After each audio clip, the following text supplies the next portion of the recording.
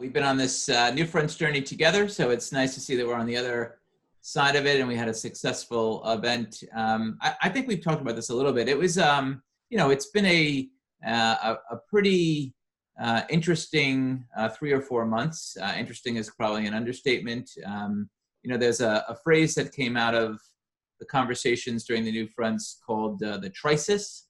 Monique Nelson from UWG called it the crisis, which is basically a crisis that happened in threes: the pandemic, the economic crisis, and the kind of social unrest and kind of racism crisis that we're facing in the US. And we had a number of kind of on again, off again. Is it going to happen? Isn't it going to happen? What's the format? Who's presenting?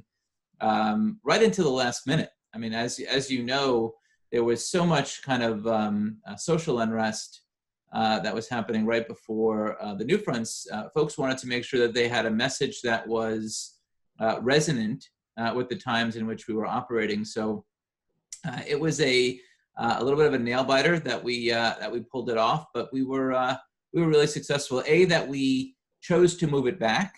We pushed it back to June from when it was previously scheduled for, and obviously it was virtual. So virtual afforded us a lot of opportunities that we wouldn't have had if it was a physical event. So in terms of numbers, we were really blown away. We had 13,963, so just under 14,000 registrations, which, as you know, people can register or might not show up. Throughout the 5 days, we had about 12,000 viewers. And then we kind of deduplicated those to find out unique viewers for the week. And it was just over 5,500. So 5,500 unique viewers throughout the week. So, orders of magnitude higher than what we could fit into a typical NewFronts venue. So that was really impressive that we had such great turnout. And then we've gone through kind of how long do people stay for? Did they tune in and tune out? We're doing all that kind of number crunching even still, because there's a lot of data to go through. In terms of what the NewFronts really set out to do is it's a marketplace that connects buyers and sellers, and is it's the best of what the industry has to offer from a content and technology standpoint, and obviously it's built on consumer insights. So some of the themes that we saw playing itself out, and I know this is a topic that's near and dear to your heart, is that we saw the evolution of streaming of the CTV world explode over the pandemic. And, consumers have moved in that direction. Advertisers are fast followers, so that we haven't moved from an advertising and marketing perspective just fast enough yet. But that is the story, that we are living in a, people call it fast, free ad-supported television world, and we need to kind of just pivot around kind of what that means for our business. I think that some of the things that we tried that worked well was having a combination of live and recorded content. I think it's easier to just do everything recorded, but then you miss the kind of zeitgeist of the moment, or kind of the kind of just reaction to what you've just seen. So having a host, Scott Rogowski, for the week, being the red thread that kind of started with us on Monday, ended with us on Friday, I think worked quite well. The idea of having kind of a co-host every day, in some cases worked better than others. In this virtual world, having kind of banter back and forth without stepping on each other, you don't have the visual cues that you have in real life. So I think sometimes that's difficult to pull off. So I think that that's something that we're reevaluating. We thought of a diversity of content genres and formats, so longer form, shorter form, insights, CMO panels. I think that by and large that worked. I think that folks like the shorter, kind of get to the point format. The feedback that we heard, and we're actually in market with a very detailed kind of, we want to hear from the people that participated. What did we do well? What we didn't?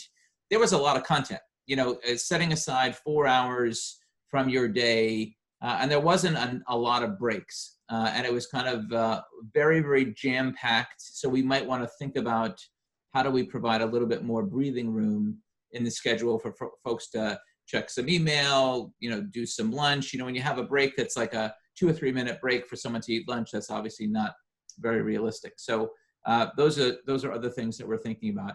One other thing that I think worked well, and the jury's still out as to whether this is going to bear fruit, is the connectivity after the fact between buyer and seller. We set up a NewFronts marketplace, which folks could go to connect with a number of the presenters, see what they're selling, what do the packages look like, what are the components, what are the prices.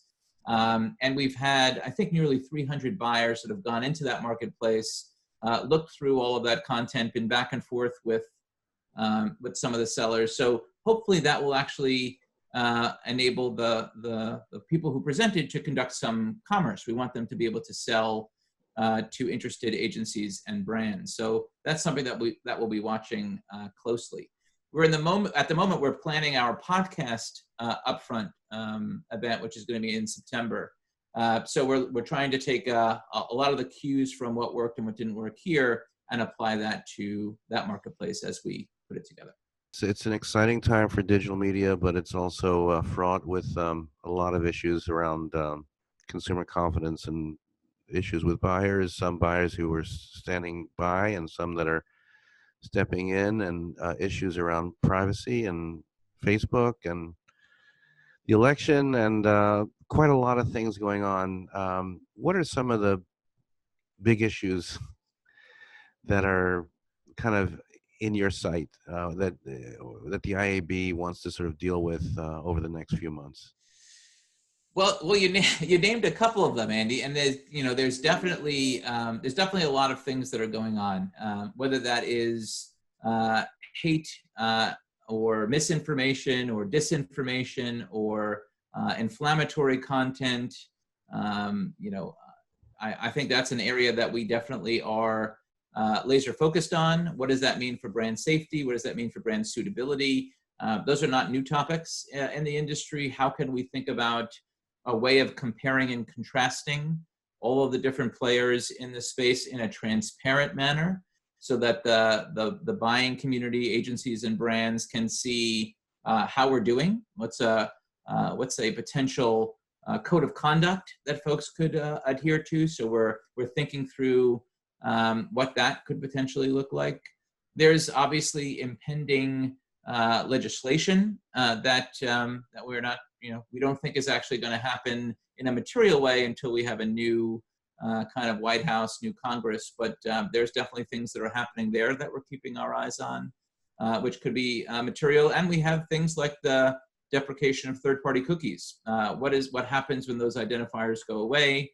How do we think about targeting? How do we think about measurement and attribution? I think it's probably safe to say that the next 6 to 12 months will be very busy in our space, and we're laser focused on all of that. So stay tuned.